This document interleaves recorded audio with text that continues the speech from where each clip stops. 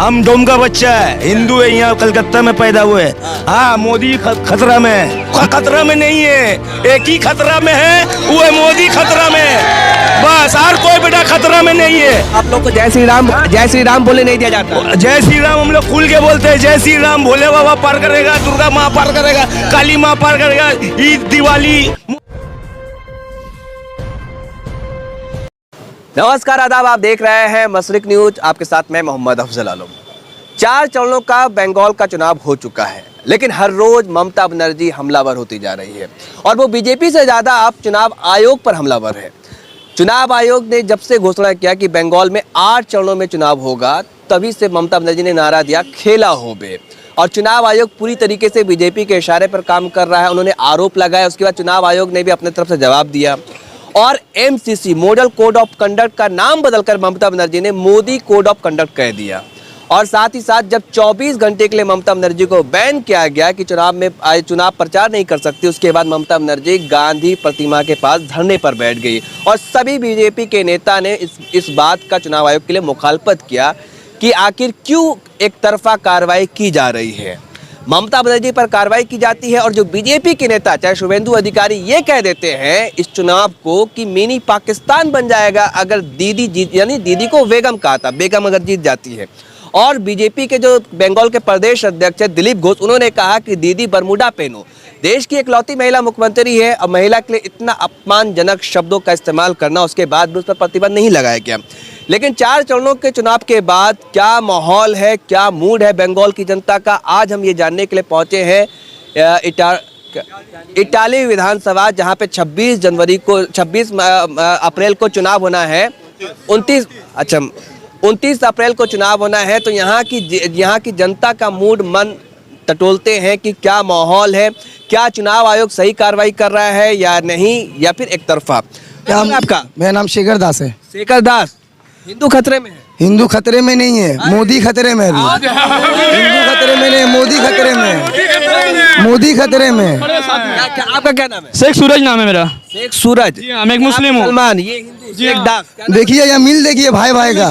हम बोल रहे हैं कि विकास हुआ, कुछ भी। हम लोग कौन से लेने ऐसे देख रहे हैं, ये भाई भाई में मिलते हैं। अच्छा, ये बताइए, ये हिंदुस्तान की तो तहजीब है। अब बंगाल की जनता बोल रही है, लेकिन जो कहा जा रहा है कि जय श्री राम के नारे से डर लगता है। जय श्री राम तो सत्य है, वो तो झूठे हैं। कोई बोल दे जय श्री राम तो हम भी तो राम भगवान का नाम में कभी जनता मतलब ये वोट नहीं होता है। राम का नाम में कभी वोट नहीं होता है। राम सत्य है, मोदी जी झूठे हैं। सच बोला, हमेशा तो झूठ से। 2 में बीजेपी गए, वो तो कह रहे 2 मई दीदी गई। 2 में बीजेपी गए, हार रहे, डर गए, वो डर गए डर गए।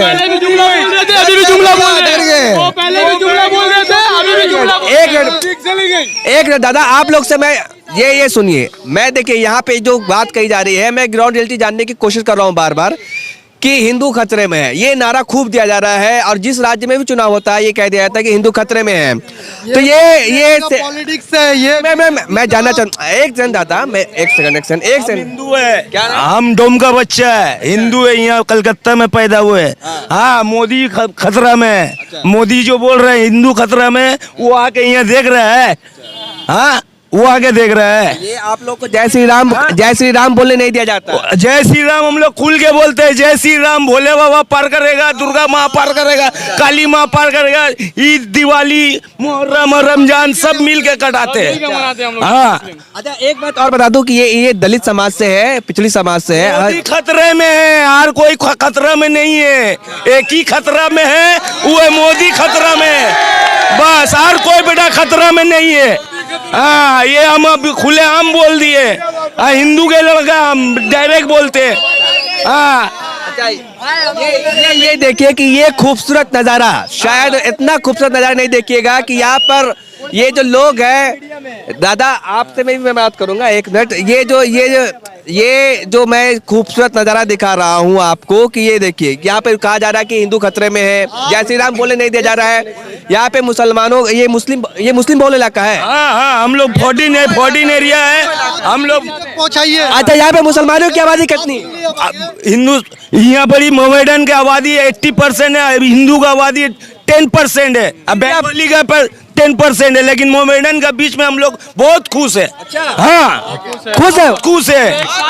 यहाँ का जो यहाँ का हमारा जो बॉबी भाई है, वो जो काउंसिलर है यहाँ का, बहुत बहुत अवाम के लिए करते हैं, पूरे अवाम के लिए करते हैं। बस क्या नाम बताया था आपने? हमारा नाम संतोष राउत। संतोष राउत भाई है, देखिए ये युवा है, खून बहुत खून, जो मेरा नाम मैं बता दूंगा। ये जो है इनका देखिए ये किस तरह से बोल रहे हैं तल्ख अंदाज में बीजेपी के खिलाफ। अच्छा, गुस्सा आता है जब कहा जाता है कि हिंदू खतरे में, क्योंकि गुस्सा आता है कि वो धर्म जय श्री राम क्यों उठाया, वो सब, हाँ वो जय श्री राम क्यों उठाया, हिंदू और हिंदू को दिखा के, मतलब बहुत ऐसा बात है। हटाइए, अभी बात बोलने से बहुत बात निकलेगा। आप बता दूं कि मेन स्ट्रीम मीडिया में आप हर रोज देखते होंगे कि 30% वर्सेस 70% की लड़ाई है। ये बार बार कहा जा रहा है कि 30% वर्सेस 70%, मतलब 30% मुसलमान 70% हिंदू, ये बांट करके कहीं ना कहीं दो, लेकिन आपको ये नहीं बताया जा रहा है, कास्ट में नहीं बांटा जा रहा, क्योंकि 30% यहाँ पर दलित समाज भी है।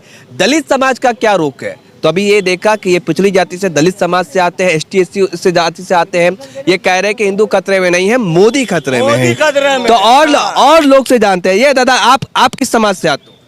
हम हिंदू समाज से हैं। हिंदू समाज मतलब कि कास्ट क्या?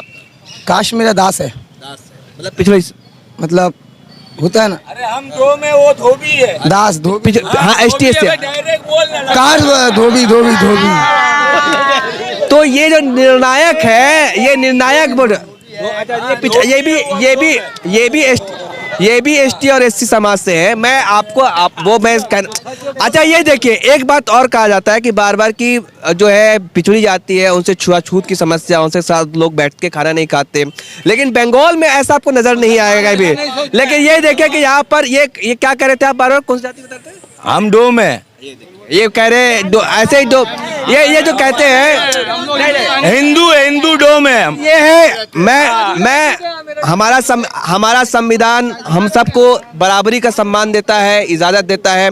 और ये खूबसूरत ऐसे कहा जाता है ना बार बार कि छुआछूत की समस्या, यहाँ पे देखिए सब लोग मिलजुल करके, मैं भी चाहते हैं कि साथ में इसी तरीके से हमारा देश बने, एक साथ एक समान इस तरीके से।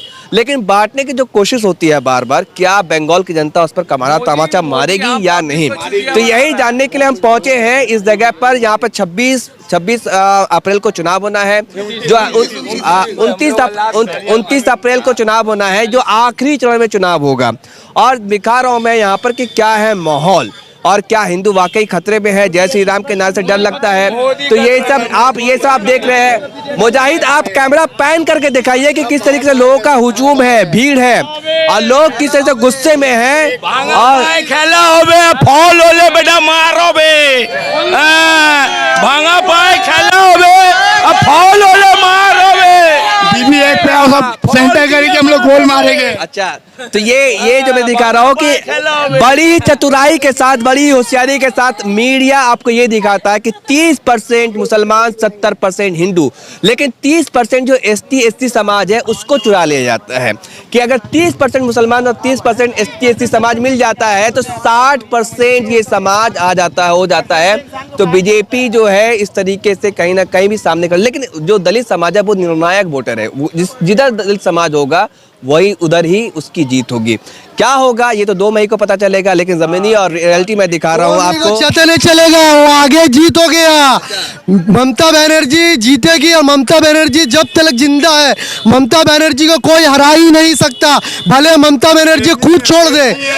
कोलकाता का नाम रहेगा, और जस्ट कोलकाता का नजर में ममता बनर्जी एक मदर टेरेसा है, जिसको वोट लेने के लिए प्यार मोहब्बत से उनको वोट देते हैं, कोई अपने फायदे के लिए नहीं। कोलकाता में मदर टेरेसा आवाज यदि कोई है तो वो है ममता बनर्जी। ये आपने बड़ी उपाधि दे दिया। तो ये आप सीधे आपको ग्राउंड रियलिटी में दिखा रहा था कि क्या माहौल है, क्या होने वाला है। तो आप देख करके ये अंदाजा लगाइए, समझिए कि क्या होगा। जो मीडिया दिखा रही है आपको, मेन स्ट्रीम मीडिया, हिंदू मुसलमान करके जय श्री राम के नारे के साथ 30% वर्सेस 70%, या हाँ होना है होगा, लेकिन ममता दीदी जीतेगा। यहाँ बॉय भाई यू वार्ड से जीतेगा। क्या नाम है आपका? संजय लामा। संजय लामा। खतरे में हो? खतरे में नहीं, कुछ नहीं है। बॉय भाई ये वार्ड से जीतेगा, 54 नंबर वार्ड से जीतेगा। जरा हिंदू खतरे में? कुछ खतरे में है, सब कुछ अच्छा है। मोदी खतरा में है, हम लोग 54 नंबर से बॉय भाई जीतेगा।